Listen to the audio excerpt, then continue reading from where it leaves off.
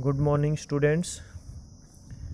Paper second के अंदर आज का जो हमारा जो टॉपिक है वो है स्कूल इफ़ेक्टिवनेस, मतलब स्कूल को प्रभावशाली कैसे बनाया जा सकता है या ऐसे कौन से कार्यक्रम या ऐसे कौन कौन से कदम उठाए जा सकते हैं स्कूल के द्वारा जिसके द्वारा स्कूल को उसके पर्टिकुलर स्कूल को प्रभावशाली बनाया जा सके। आप सभी जानते हैं स्कूल का जो मुख्य जो कार्य है वो है विद्यार्थियों को अच्छी शिक्षा देना और उनको एक अच्छा भावी नागरिक बनाना। तो इस उद्देश्य की पूर्ति के लिए ऐसे कौन कौन से कार्यक्रम या ऐसे कौन कौन से काम हैं स्कूल के अंदर होने चाहिए जिसके द्वारा इस उद्देश्य की प्राप्ति है वो हो सकती है। और वो तभी हो सकता है जब एक स्कूल प्रभाव विद्यार्थियों के ऊपर छोड़ेगा, अपने शिक्षा के द्वारा विद्यार्थियों को प्रभावशाली बना सकता है। तो स्कूल को प्रभावशाली बनाने के लिए कौन कौन से कार्यक्रम स्कूल के अंदर ऑर्गेनाइज हो सकते हैं, कौन कौन सी कमियां हैं जिनको दूर किया जा सकता है, तो उसके बारे में यहाँ पर बताया गया है कुछ पॉइंट्स के द्वारा। तो सबसे पहले इसके अंदर है स्कूल की आवश्यकताओं का विश्लेषण करना। अब संस्थागत योजना स्कूल की आवश्यकताओं पर निर्भर होनी चाहिए। इन आवश्यकताओं को स्टाफ द्वारा पहचान में आना चाहिए, मतलब स्कूल के अंदर जो काम करने वाला स्टाफ है, चाहे वो शैक्षणिक स्टाफ हो चाहे वो गैर शैक्षणिक स्टाफ हो, उसको स्कूल से संबंधित जितनी भी आवश्यकताएं हैं या स्कूल से संबंधित जितनी भी समस्याएं हैं उनके बारे में पता होना चाहिए। उनकी पहचान है स्कूल के स्टाफ द्वारा की जानी चाहिए, क्योंकि स्कूल के अंदर एक स्टाफ की संख्या ज़्यादा होती है काम करने वालों में, टीचिंग नॉन टीचिंग की, तो वो स्कूल की हर प्रॉब्लम हर बात से वो वाकिफ़ होते हैं, हर चीज़ की इन्फॉर्मेशन स्कूल स्टाफ को होती है। तो संबंधित जो सदस्य हैं स्टाफ के उनकी एक मीटिंग का जो आयोजन है वो स्कूल के द्वारा है वो किया जाना चाहिए। मीटिंग के अंदर जितनी भी स्कूल से संबंधित समस्याएं हैं उनसे संबंधित जो वार्तालाप है वहाँ पर मीटिंग के अंदर है वो की जानी चाहिए। अब कौन कौन सी स्कूल से संबंधित जो चीज़ें होती हैं जिनकी जानकारी स्कूल के मुखिया को होनी चाहिए, जिनकी जानकारी स्टाफ मुखिया को दे सकता है, उसके अंदर वर्तमान आवश्यकताओं के अनुसार स्कूल बिल्डिंग पर्याप्त है या नहीं। कई बार क्या होता है स्टूडेंट स्ट्रेंथ तो बढ़ती जाती है तो उसकी वजह से जो स्कूल की जो बिल्डिंग है वो छोटी पड़ जाती है, स्कूल के अंदर जो कमरे हैं उनकी संख्या कम हो जाती है। तो इस प्रकार की अगर कोई स्कूल के अंदर समस्या है तो उसकी वार्तालाप भी उस मीटिंग के अंदर स्टाफ के द्वारा की जानी चाहिए। वर्तमान फर्नीचर और उपकरण पर्याप्त हैं या नहीं। स्ट्रेंथ बढ़ेगी स्टूडेंट की तो फर्नीचर भी कम होता जाएगा, तो इसके बारे में भी वार्तालाप है उस मीटिंग के अंदर की जानी चाहिए। लाइब्रेरी में सुविधाएं पर्याप्त हैं नहीं, किताबें हैं या नहीं, किताबें पुरानी तो नहीं हो गई हैं। तो ये जो अगर प्रॉब्लम इस प्रकार की कोई है तो उस प्रॉब्लम के बारे में उस मीटिंग के अंदर स्कूल के स्टाफ के द्वारा बता देनी चाहिए।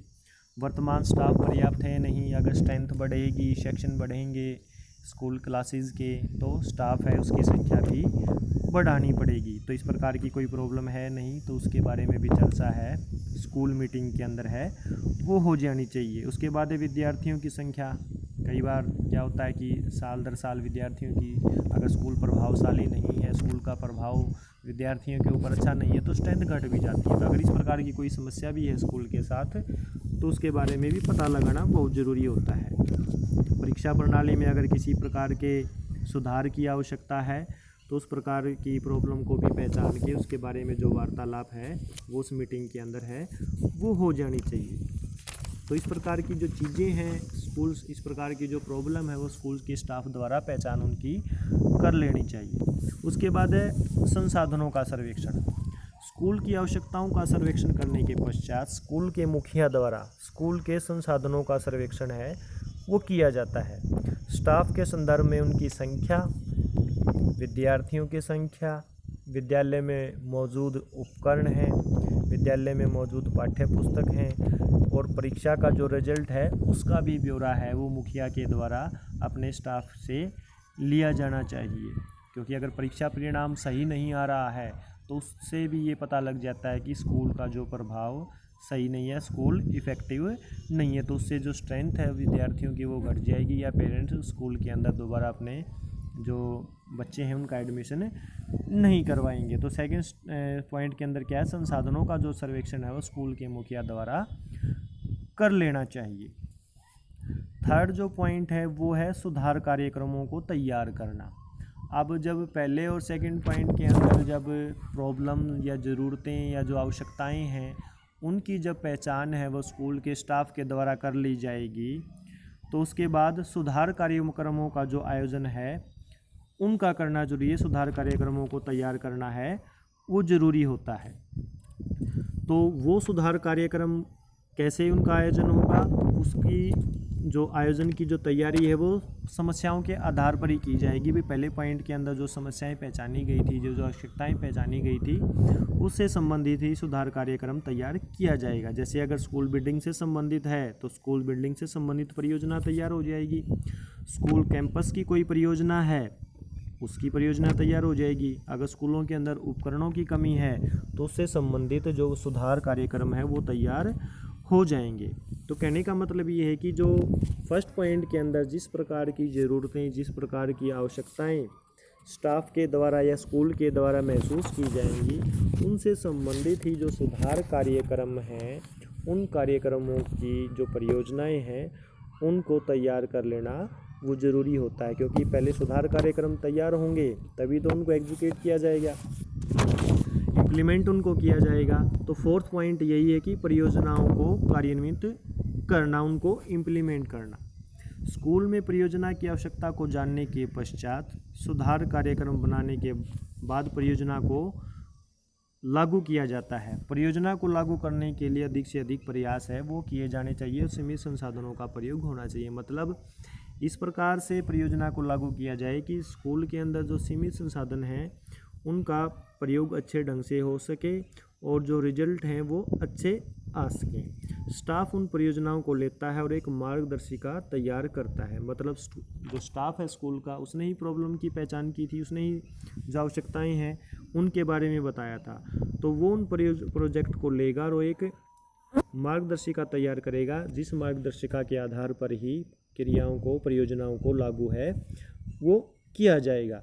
परियोजना का कार्यन्वयन स्कूल के मुखिया या अन्य अध्यापक और विद्यार्थी या समाज के जो लोग हैं वो मिलकर करेंगे। लेकिन पूर्ण जो जिम्मेवारी है वो स्कूल के मुखिया की होगी। उसी की देखरेख में जो परियोजनाएं जो बनाई गई थी उन परियोजनाओं को सही प्रकार से लागू किया जाएगा।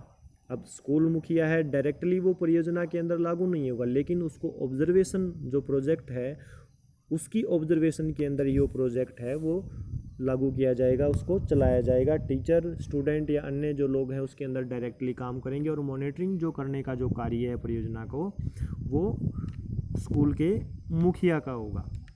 फिफ्थ जो पॉइंट है वो है परियोजना का मूल्यांकन करना।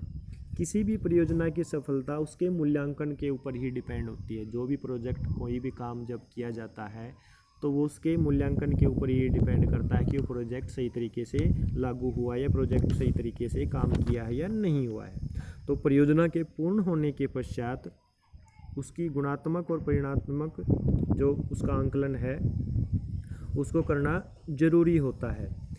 क्योंकि कोई प्रोजेक्ट जब किया जाता है तो उस प्रोजेक्ट के पीछे जो ऑब्जेक्टिव होते हैं उन ऑब्जेक्टिव की जो पूर्ति ही यह निश्चित करती है कि वो परियोजना है या जो प्रोजेक्ट है वो सही तरीके से एग्जीक्यूट हुआ है या नहीं हुआ। तो अगर मूल्यांकन के अंदर ये पता लगता है कि किसी भी प्रकार की कमी रह गई है तो फिर से उस प्रोजेक्ट को दोबारा से या उसके अंदर जो कमियां रह गई थी उन कमियों को दूर किया जा सकता है। तो कोई भी जो काम है, कोई भी प्रोजेक्ट है, उसकी सफलता इस बात के ऊपर निर्भर करती है कि उसका मूल्यांकन सही तरीके से किया गया था या नहीं किया गया था। तो मूल्यांकन ये चीज़ बताएगा कि जो सुधार कार्यक्रम स्कूल के अंदर या जो इन आवश्यकताओं की पूर्ति के लिए जो परियोजना बनाई गई थी उन आवश्यकताओं को पूरा किया गया है या नहीं, या उन चीज़ों को पूरा किया गया है या नहीं किया गया है। तो ये 5 पॉइंट स्कूल का जो प्रभाव है उसको सुनिश्चित करते हैं या स्कूल के प्रभावकता को सुनिश्चित करते हैं कि जो जो चीज़ें या जो जो कमियां स्कूल के अंदर महसूस की गई थी स्कूल के स्टाफ के द्वारा, उन आवश्यकताओं को पूरा किया गया है या नहीं किया गया। अगर आवश्यकताएं या जो कमियां या जो समस्याएं हैं उनको सही समय पर उनकी पहचान करके उनको पूरा कर लिया जाएगा तो एक स्कूल का जो प्रभाव है विद्यार्थियों के ऊपर और उसके साथ साथ विद्यार्थियों के जो पेरेंट्स हैं उनके ऊपर अच्छा रहेगा, और वो स्कूल फिर आगे उतनी ही तरक्की या उसके काम के अंदर उतनी ही गुणवत्ता है वो आ पाएगी। तो ये आज का हमारा टॉपिक था स्कूल इफ़ेक्टिवनेस। ये भी क्वेश्चन काफ़ी बार एग्ज़ाम के अंदर है, वो पूछा गया, तो आप इसको अच्छे तरीके से रीड कर लेना। नेक्स्ट टॉपिक हम नेक्स्ट क्लास के अंदर करेंगे।